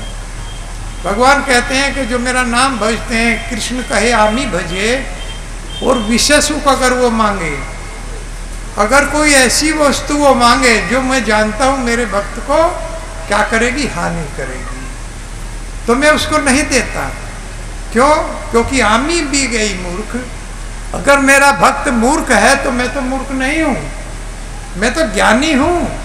मैं तो समस्त ब्रह्मांड की बुद्धिर्बुद्धिमतामस्मि तेजस तेजस्वी नामहम, मैं तो सारी बुद्धिमानों की बुद्धि मैं हूं, मुझसे गई है, तो मैं तो जानता हूं। आमी बिग यही मूर्ख विषया करने दी, मैं कैसे उसे वो वस्तु दूंगा जो उसे हानि करने वाली। मैं अपने भक्त को हानि करने वाली वस्तु देता ही नहीं हूँ। क्या दूंगा? सब चरणा अमृत दिया विषया भुलाइब। मैं उसे अपने चरणों का अमृत दे देता हूँ, जिसको पी करके चाट करके वो विषयों को भूल जाता है और मेरे भजन में लग जाता है। इस तरह मैं वो वस्तु नहीं देता। अब बच्चा अगर आग मांगने लगे तो माँ उसको देगी। छोटा बच्चा तो आग के पास चला जाएगा, दौड़ करके हटाएगा। बच्चा रोने भी लगेगा तो झापड़ लगा देगी, लेकिन आग नहीं देगी। अपने बच्चे को वो चीज नहीं देगी, क्योंकि वो तो ज्ञानी है। वो माँ जानती है कि मेरे बच्चे को ये आग जला देगी, हानि करेगी, इसलिए वो वस्तु नहीं देगी जो हानि करने वाली है। ऐसे ही भगवान, क्योंकि वो बालक की तरह से ही अपने भक्त से प्रेम करते। जिस तरह से माँ अपने बालक से प्रेम करती है, उसी तरह से भगवान बालक की तरह से अपने भक्त से प्रेम करते हैं।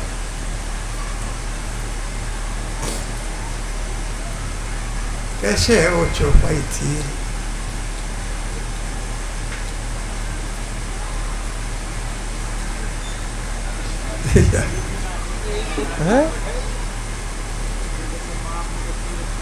जी में राखे बालक में तारी। शुरू में कैसे है?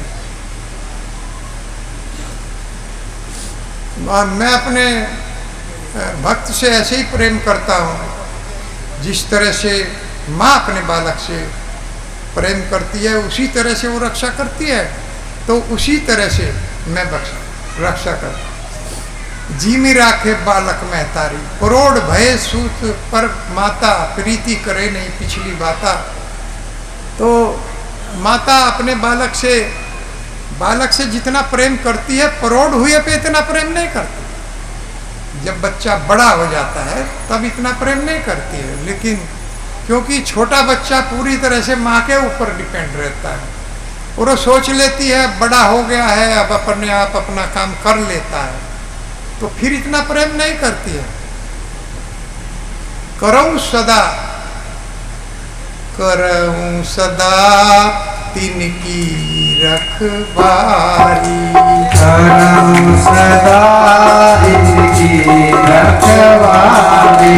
जिन्हें बालक राखई महतारी, जिन्हें बालक राखई महतारी। छोड़ हुए तन सुत पर माता, छोड़ हुए तन सुत पर माता।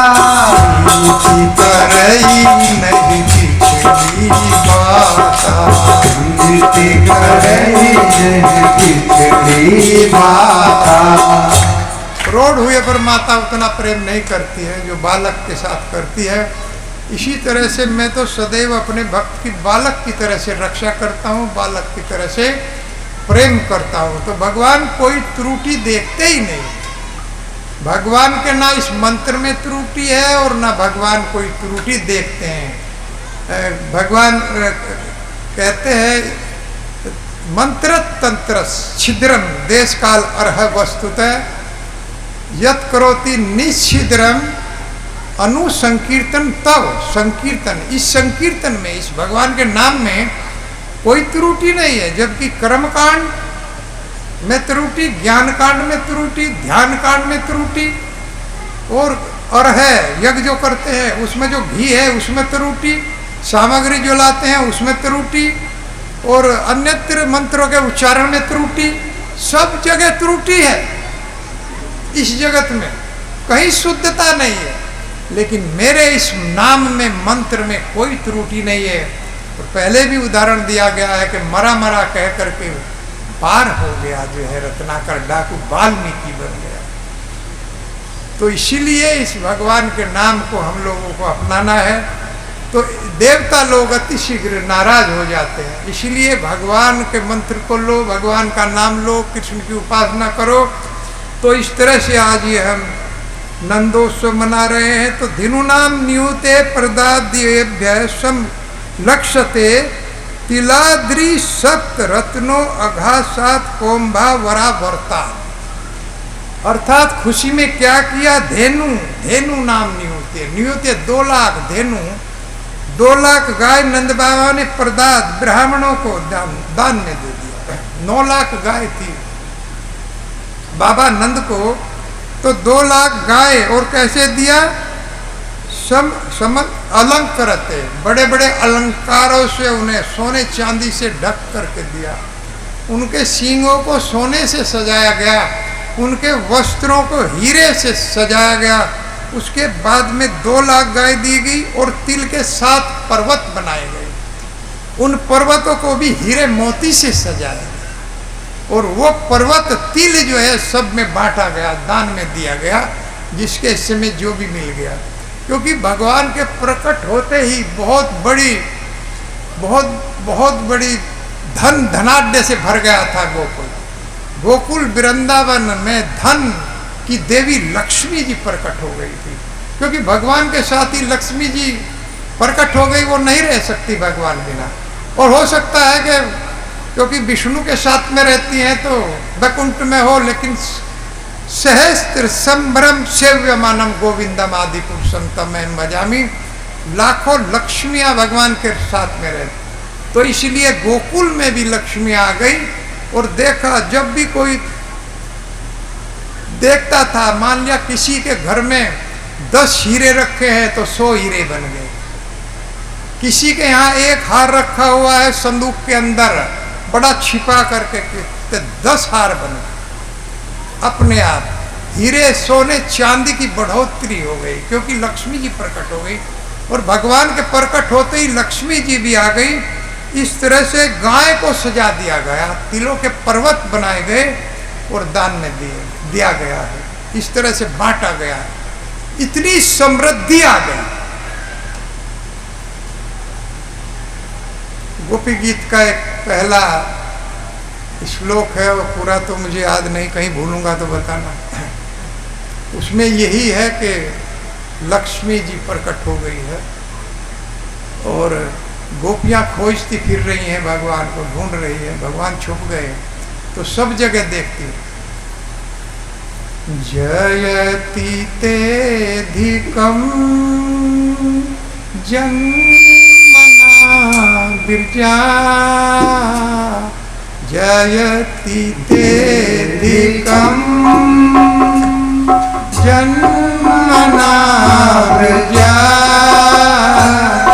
शर्यत इंदिरा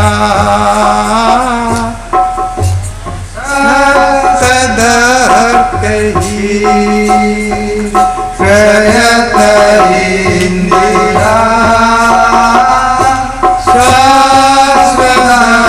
शाश्वतरही,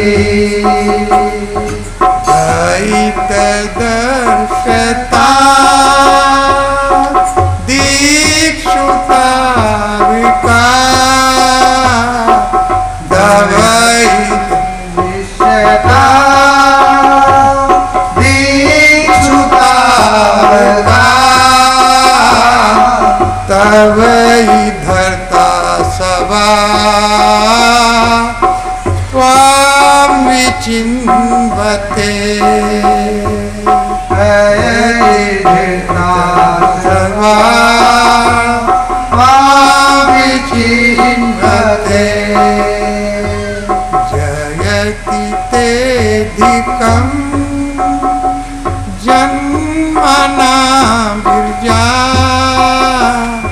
शर्यत इंदिरा शाश्वतरही, जयति तेधिकं जन्मना बिरजा, शर्यत इंदिरा शाश्वतरही, दयित दृश्यता दीक्षुता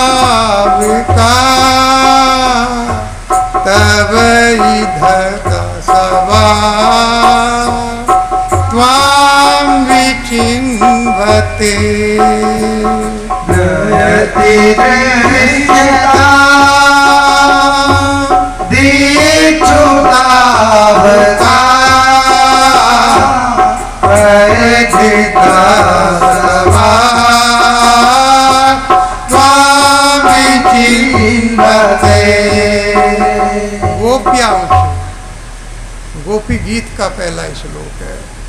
गोपिया कहती हैं सब मिल करके, जब भगवान को ढूंढ रही थी, बांसुरी भगवान ने बजाई तो यमुना जी के पुलुनी में गोपियाँ बांसुरी बजते ही इकट्ठी हो जाती थी। और जो जिस भी अवस्था में होती थी उसी अवस्था में, अर्थात कोई अपने पति के साथ थी तो छोड़ करके भगवान के पास जाती थी, और कोई अपने बच्चों के साथ थी, कोई कुछ भी कर रही थी, उसको छोड़ करके तुरंत यमुना जी के पुल पर भगवान के दर्शन के लिए बांसुरी बजते ही पहुंचते। और भगवान कहते थे कि क्यों इस समय आई हो, तुम्हारा स्वागत है, लेकिन तुमको रात में किसी पराये पुरुष के साथ नहीं आना चाहिए, क्योंकि तुम्हारी शादी हुई है, तुम्हारे पति इंतजार करते होंगे, तुम वापस लौट जाओ। तो मना कर दिया कि नहीं, यहाँ तो सब नकली हैं, इस जगत में एक असली पति आती है, और सबके पति हैं, सबके स्वामी हैं, पूरे ब्रह्मांड के स्वामी केवल आप हैं, इसलिए आप हमें दर्शन दीजिए। और भगवान छिप जाते थे, वन में चले जाते थे, इसमें गोपियाँ ढूंढती रहती थी कि हमें दर्श दो, हमें दर्शन दो। ढूंढते ढूंढते कुछ गोपियाँ तो मूर्छित हो जाती, वही कह रही हैं कि हे प्रभु, आप जैसे इस जगत में यहाँ वृंदावन में गोकुल में प्रकट हुए हैं तो शरीयत इंदिरा, इस ब्रज की शोभा बढ़ गई है, ये ब्रज धन धनाढ्य से भर गया है, ब्रज आभूषणों से भर गया है। शरीयत इंदिरा, क्योंकि ऐश्वर्य की देवी इंदिरा भी यहाँ पर आ गई, अर्थात लक्ष्मी, लक्ष्मी जी भी यहाँ पर प्रकट हो गई है। अब यहाँ धन धनाढ्य की कोई कमी नहीं रही, इसलिए हम तो आपकी दासियां हैं, हम तो आपकी सेविका है, तो हम दैते दर्श्यता, इसलिए दैते, हमारे ऊपर कृपा कीजिए, हे प्रभु हमें दर्शन दीजिए, हमें दर्शन दीजिए, हमें केवल आपका दर्शन चाहिए। और वनों में ढूंढती फिरती थी, कहाँ गया कृष्ण, किधर गया कृष्ण, यही ढूंढती हुई, तड़पती हुई, रोती हुई, हाहाकार करती हुई ढूंढती फिरती थी, दर्शन दो, दर्शन दो। क्योंकि कहती हैं कि अगर दर्शन नहीं हुआ तो मरने के बाद मर जाएंगी, जो आँख खुली रह जाएंगी वो कभी बंद नहीं होंगी जब तक आपका दर्शन नहीं हो। क्योंकि हमारी आंखें बहुत दुख रही हैं, बहुत दुख रही है। रात को सपने में भी आप ही दिखाई देते हैं कि आंखें खुली रहती हैं, सोती नहीं हैं आपके दर्शन के लिए।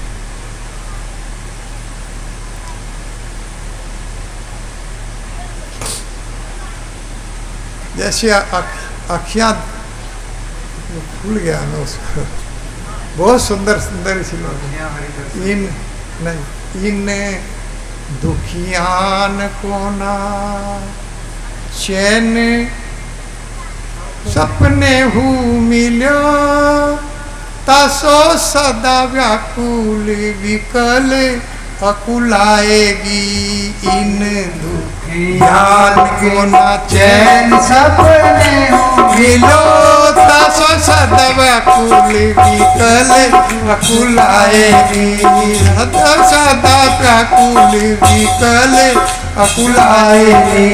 यारे हरिचंद जू की बीती जानी ओद प्राण, चाहत चले पे ये तो संग न समाएगी। चाहत चले पे तो संग न समाएगी। देखो एक बार हूँ ना नैन भरी तो ही आते, देखो एक बार होते नैन भरे तो ही आते। जोन जोन लोक गए तहाँ पछताएंगी। जोन जोन लोक गए तहाँ पछताएगी। बिना प्राण प्यारे भय दरस तिहारे हाय। बिना प्राण प्यारे भय दरस तिहारे हाय। मरहू पे आंखें ये खुली ही रह जाएगी। मरे पे आंखें ये खुली ही रह जाएगी। इन दुखी चैन सपने मिलो तासो सदा व्याकुल विकल अकुल आएगी। इन दुखियान को न चैन सपने मिलो तासो सदा व्याकुल विकल अकुल आएगी। अर्थात दर्शन दो हे प्राणनाथ, हे प्राण प्यारे, हम तो आपकी दासियां हैं, आपका दर्शन दो, नहीं तो प्राण चला जाएगा अगर आपका दर्शन नहीं हुआ और आंखें खुली की खुली रह जाएंगी। कितना सुंदर भाव है, कवियों ने कितना सुंदर सुंदर भाव लिखे भगवान के संबंध में। तो इस तरह से भगवान को ढूंढती रही। फिर ये तो कथा लंबी है, तो भगवान नंद महाराज नंद उत्सव मना रहे हैं अपने बच्चे का। तो इस तरह से, क्योंकि घर में आनंद प्रकट हो गया था, पूरा घर आनंद से ओत-प्रोत हो गया था। नंद के आनंद भयो जय कन्हैया लाल की, हाथी घोड़ा पाल की जय कन्हैया लाल की। नंद के आनंद भयो जय कन्हैया लाल की, हाथी घोड़ा पाल की जय कन्हैया लाल की। नंद को आनंद भयो जय कन्हैया लाल की, हाथी घोड़ा पाल की जय कन्हैया लाल की। नंद के आनंद भयो जय कन्हैया लाल की, हाथी घोड़ा पाल की जय कन्हैया लाल की। आनंद भयो जय कन्हैया लाल की, हाथी घोड़ा पाल की जय कन्हैया लाल की।